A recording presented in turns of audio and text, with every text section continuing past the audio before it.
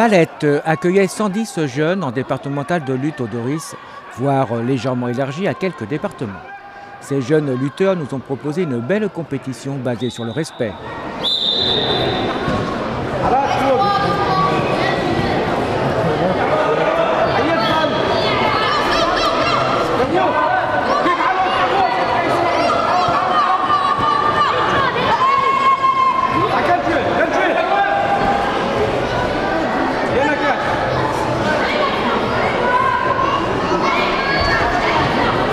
Donc alors aujourd'hui c'est la compétition départementale de lutte pour les poussins et les benjamins. Poussin A, poussin B, poussin C.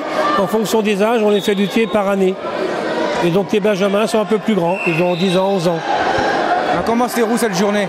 Là ça se déroule très bien, on a 6 clubs de Loire-Atlantique et Pays de Loire aussi. Et on a plus de 100 lutteurs et lutteuses, puisque c'est ouvert aussi aux filles. En lutte libre, c'est-à-dire avec la droit également action de jambe sur jambe. Voilà. Les combats se déroulent par poule de 3 ou 4 en fonction des poids, donc l'appariement, et chaque lutteur va faire en fonction de sa poule 3 à 4 combats aujourd'hui. Voilà. Ensuite, au niveau des résultats, les poussins A et B sont petits, donc ce sont des jeux de lutte. C'est-à-dire qu'ils ont des règles simplifiées. Et quoi qu'il arrive, ils sont vainqueurs tous les deux. Et il y a surtout un arbitrage éducatif et pédagogique. C'est-à-dire que l'arbitre arrête, donne des conseils pour pas qu'il y ait trop de frustration pour ceux qui perdent.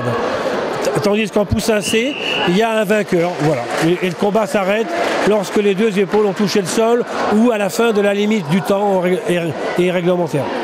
Alors la lutte, lorsqu'on parle de lutte, on parle beaucoup de pédagogie. Qu'est-ce que la lutte peut apporter justement à nos jeunes? Eh bien, elle peut apporter beaucoup parce que c'est comme tous les sports de combat, il est question beaucoup de respect, de tolérance, qui sont deux valeurs fondamentales, surtout dans nos sociétés actuelles. Et là, aujourd'hui, on voit des gens d'origine étrangère, notamment les Tchétchènes, les Russes, qui sont là nombreux aujourd'hui. Bien sûr, des gens d'origine française, mais aussi d'autres pays. Voilà. Et le gros avantage, c'est évidemment le respect, puisque c'est quand même un sport qui est difficile et les éducateurs apprennent autant à gagner qu'à accepter la défaite. Voilà, c'est ce qui est... On remarque également que bien qu'en étant jeune, la technique est quand même vraiment présente. Oui, la technique est présente. Mais ce qui est important, c'est surtout les déplacements et les saisies, la façon de prendre. La technique vient un petit peu après. Et c'est pour ça qu'on fait beaucoup de jeux d'adaptation au déplacement, aux mises en situation, à l'équilibre et notamment et au levier. On étudie avant la mécanique avant d'apprendre vraiment une technique très très importante. C'est important de connaître son corps et avant d'imprimer quelque chose de robotisé. Autrement, on va parler un petit peu de Valette. Depuis le début de la saison, comment se comporte Valette? Valette est toujours... bon, je ne veux pas parler pour mon église, mais bon, on est souvent dans la région, on est un peu le club phare, avec tous nos licenciés et tous nos résultats. Donc ça se passe très bien. On a régulièrement des champions. Tes jambes, Anatole. Prends sa cheville. Prends-la sa cheville. Garde sa cheville. Et...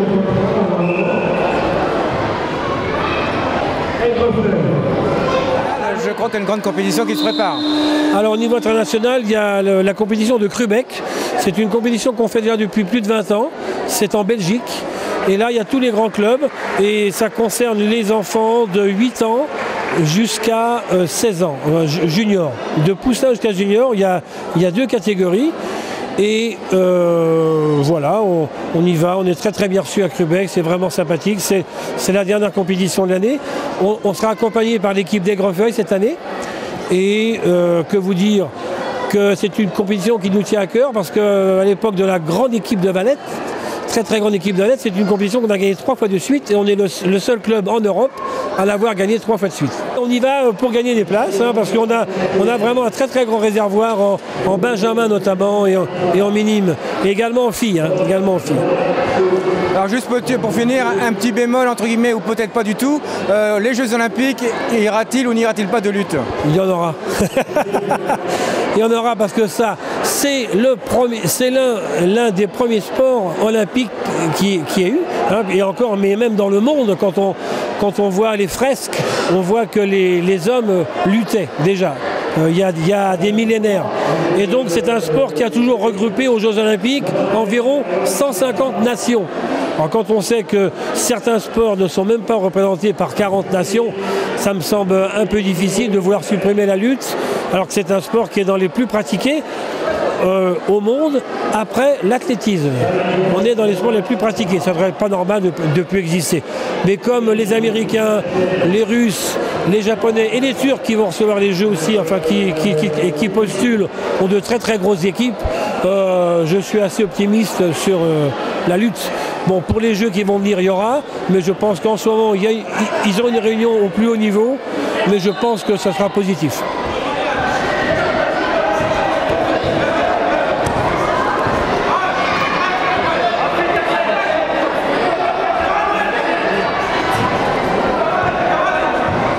Concernant le classement général, premier, Alpha de Aigrefeuille. Deuxième, Lutte Club Malivois. Troisième, AFP Le Mans.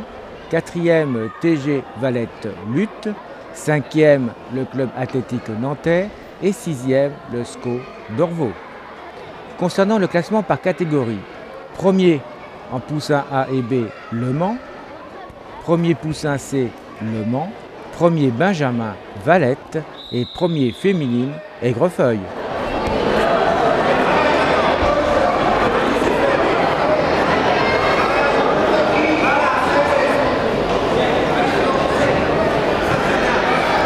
Je